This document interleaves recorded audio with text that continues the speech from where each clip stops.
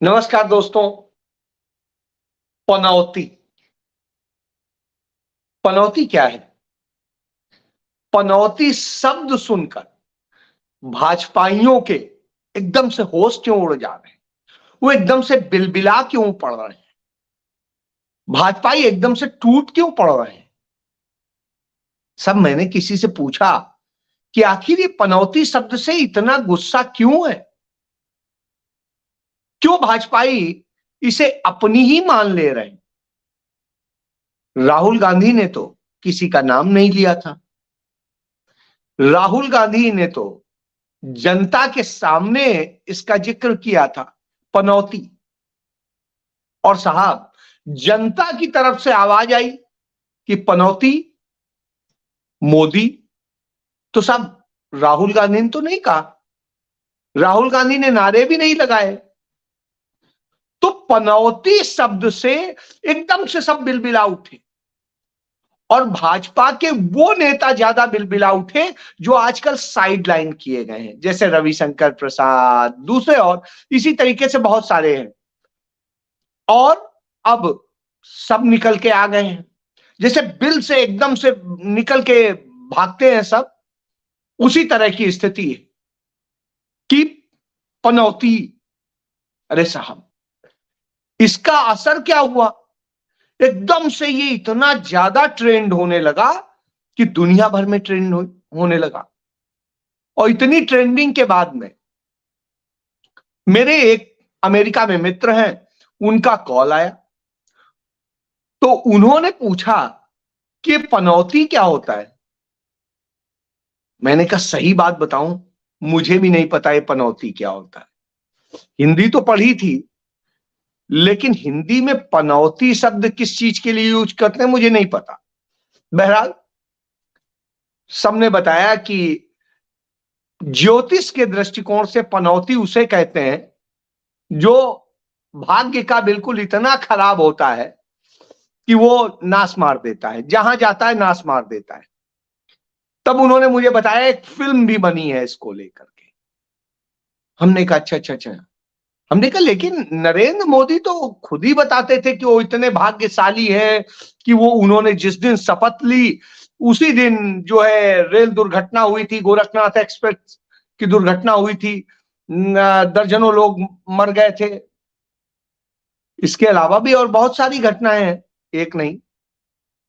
हिंदुस्तान के इतिहास में पहले प्रधानमंत्री हैं जिनके काल में इतनी रेल दुर्घटनाएं हुई हैं। वो चंद्रयान की लॉन्चिंग पे पहुंच गए तो चंद्रयान की लॉन्चिंग जो है फ्लॉप हो गई, फेल हो गई। जब नहीं गए तो बहुत सकुशल हो गई।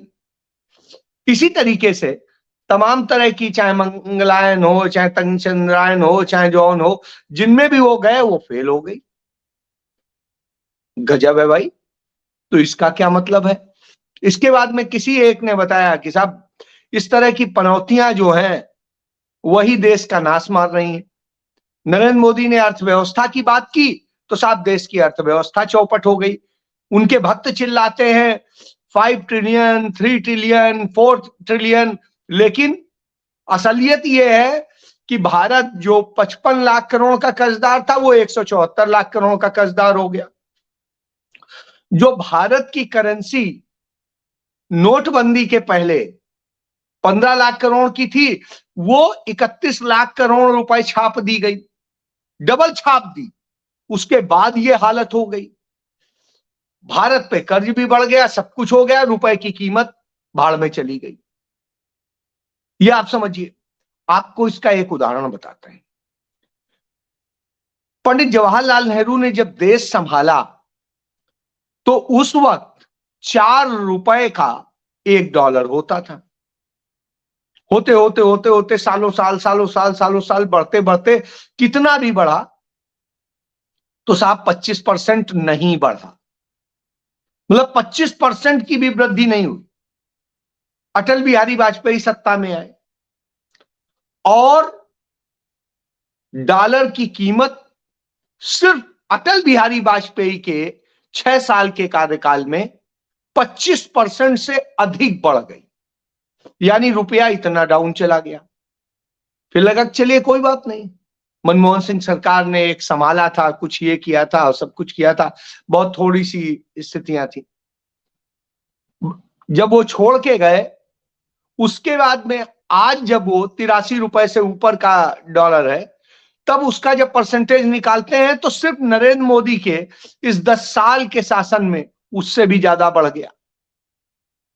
यानी तो लोग गिनाने लगे कि साहब डॉलर के लिए भी, रुपए के लिए भी वो पनौती हैं।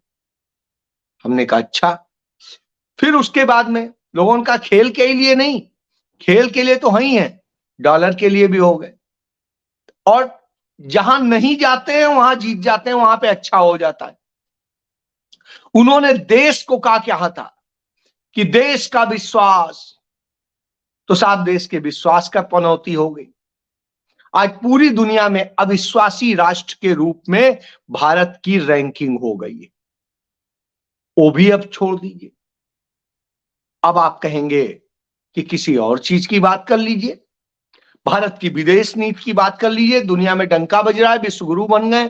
तो साहब जब इस पर बात हुई तो दुनिया में पता चला कि साहब विश्व के जो तमाम सारे देश हैं, करीब 185 के आसपास, उन देशों में जब भारत की आती है तो भारत को बहुत बुरी स्थिति में रखा जाता है। भारत भुखमरी में जो है रैंकिंग आपको पता ही है कितनी अच्छी हो गई है, बहुत बड़ा भुखमरा हो गया है। बेरोजगारी में भारत बहुत ऊपर आ गया है, इतना कभी नहीं था। भारत की करेंसी का बता ही चुका हूं, भारत के पासपोर्ट की वैल्यू गिर गई है साहब। तो ये भारत की विदेश नीति है, जिसको बहुत ज्यादा विदेश नीति की बात करते थे। उसके अलावा बाकी जो चीजें हैं छोटी छोटी वो होती रहती हैं। इसके बाद में किसी ने कहा अरे क्या बात करते हैं आप, देश के अंदर बिल्कुल अमन शांति हो गई है, दंगे नहीं हो रहे हैं। तो साहब जब दंगों के आंकड़े निकाल के देखे तो पिछली सरकार की तुलना में 30% ज्यादा दंगे हुए इस सरकार में, 30% ज्यादा हो गए। फिर हुआ कि नहीं नहीं, देश को बिल्कुल बना दिया गया है और देशद्रोही खत्म हो गए। तो जब हमने कहा अच्छा ये बड़ी अच्छी चीज है, जब हमने देखा एनसीआरबी के आंकड़े तो देशद्रोह के मामले जो है नरेंद्र मोदी सरकार में सबसे ज्यादा हो गए, आज तक भारत के इतिहास में सबसे ज्यादा हो गए। जब से यह कानून बना है तब से यदि तुलना करते हैं तो भी सबसे ज्यादा हो गए, यानी देशद्रोही भी बढ़ गए। फिर ये हुआ कि नहीं काला धन देखिए वो कर दिया। तो साहब काला धन खत्म करने की बात करते थे नरेंद्र मोदी, 50 दिन का वक्त मांगा था। और स्थिति क्या हुई कि साहब जब स्विस बैंक के आंकड़े देखे तो पता चला कि जो स्विस बैंक में जमा धन था वो जमा धन साहब 10 गुना बढ़ गया। अब 10 गुना बढ़ गया, फिर अब क्या कहा जाए। फिर अब मैं चुप, मैंने कहा नहीं नहीं चलो ये बढ़ गया कोई बात नहीं, इसके बाद बात कर लेते हैं। हमने कहा देश में सांप्रदायिकता खत्म हो गई, अब लोग सब आपस में रहते हैं। तो साहब ये पता चला कि लिंचिंग के मामले ही सबसे ज्यादा इनके समय में। किसी इनका क्या बात करते हैं, सीमाएं बड़ी सुरक्षित हो गई हैं। तो एक दूसरे मित्र ने आज ही का ही अभी दिखा दिया मुझे, कहा साहब राजौरी में अभी अभी ये घटना हुई है, एक मेजर और एक आर्मी का जवान और 2 जवान शायद वो शहीद हो गए। और उसने मुझे गृह मंत्रालय के आंकड़े दिखा दिए, नरेंद्र मोदी का ये गृह मंत्रालय, उन्हीं के वो अमित शाह है। तो उसने दिखा दिया कि कश्मीर में और कश्मीर के अतिरिक्त इतने 1947 से लेकर 2014 तक जितने सैनिक शांति काल में शहीद हुए उससे ज्यादा सिर्फ इन 9 साल में शहीद हो गए, यानी उससे ज्यादा लोग मार दिए गए। उनका नहीं नहीं 370 खत्म कर दिया है। हमने भी कहा हाँ ये तो बिल्कुल सही है, मैं भी अभी हाल ही के दिनों में कश्मीर घूम के आया था।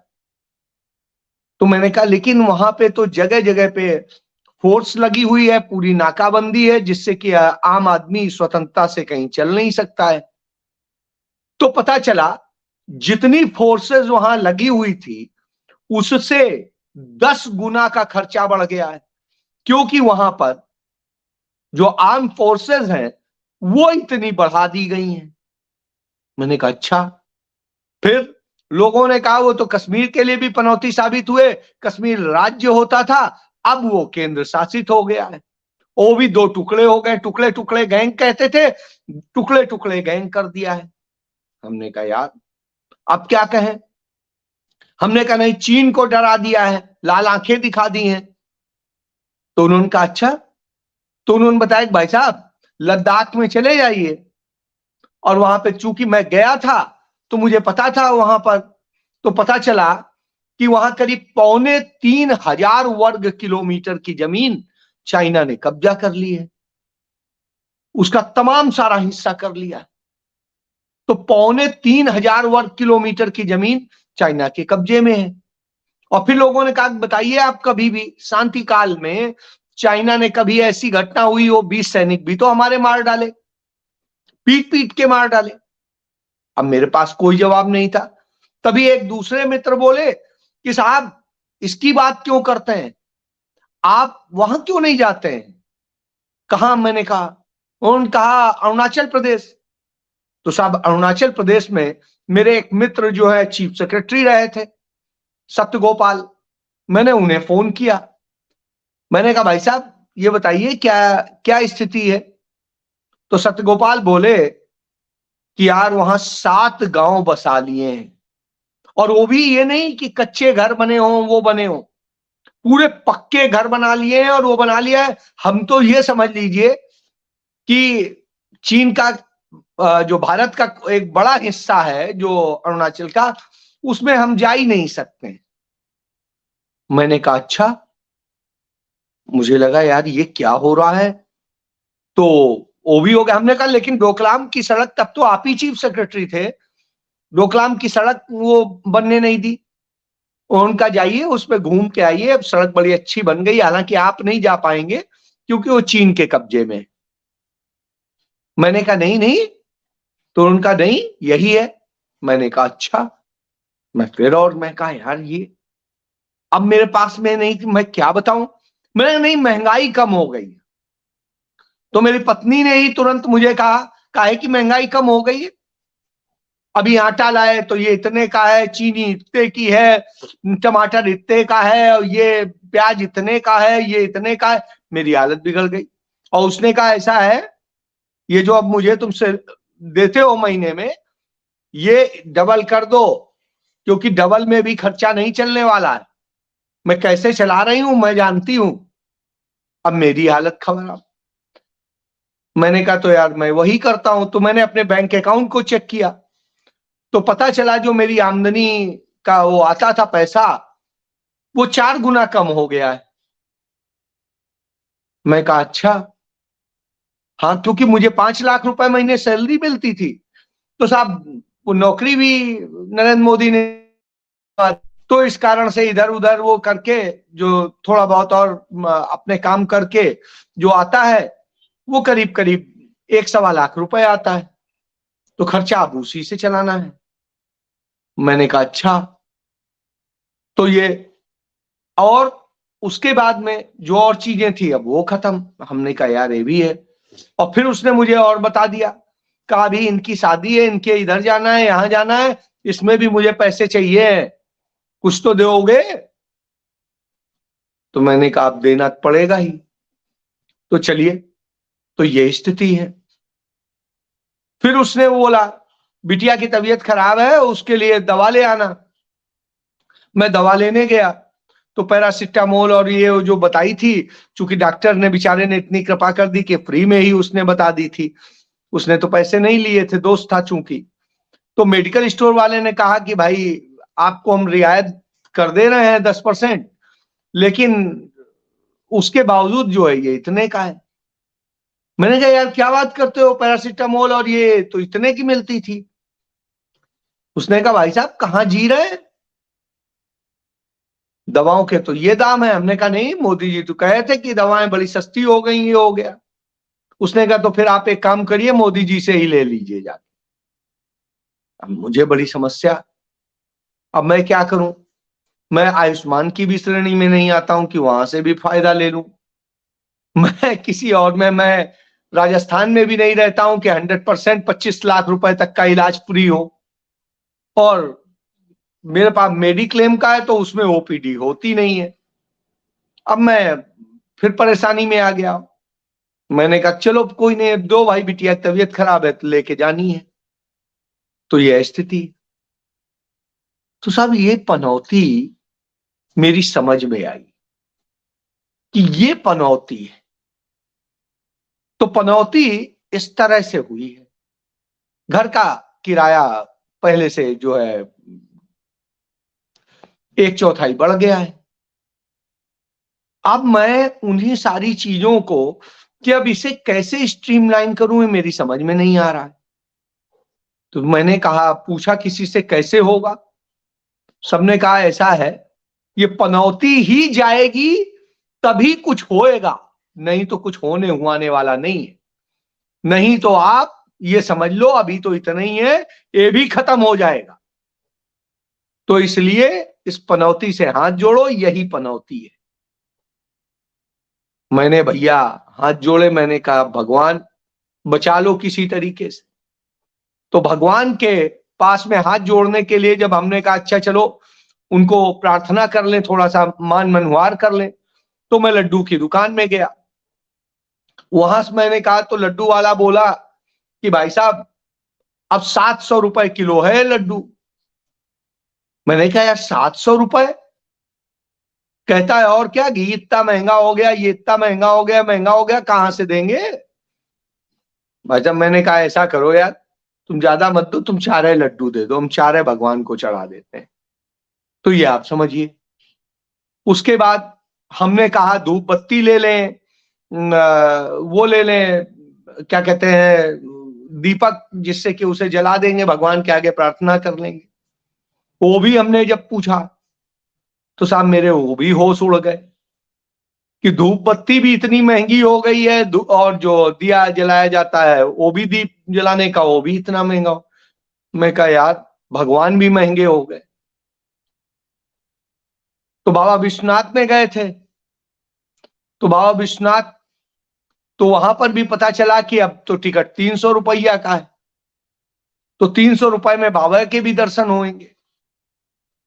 हमने कहा भैया बाहर से हाथ जोड़ लो, ये लड्डू जो है यहीं से समर्पित, हाथ जोड़े, मैं चलाया, मैंने कहा यही दीपावली ठीक।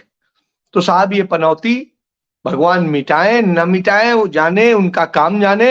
अब मेरी औकात नहीं है कि मैं जाके भगवान को भी इतने महंगे लड्डू चढ़ाऊं, इतनी महंगी धूप बत्ती जलाऊं और ये करूं। मैंने कहा इससे अच्छा पूजा ही करना छोड़ दो। तो साहब ये हालत है। अब आप समझ गए होंगे पनौती क्या है, और उस पनौती की स्थिति क्या है, घर घर तोड़ने जैसी स्थिति आ गई। आज वो पनौती राजस्थान में थी, और राजस्थान में जब कांग्रेस एक होकर के लड़ रही है तो वहां पर क्या होता है, सचिन पायलट हाथ से हाथ मिलाए आज घूम रहे हैं गहलोत के। तो साहब राजेश पायलट के प्रति बड़ा दर्द और बड़ा प्रेम उमड़ पड़ा पनौती को, और उसने कहा राजेश पायलट इतने महान थे, ये थे।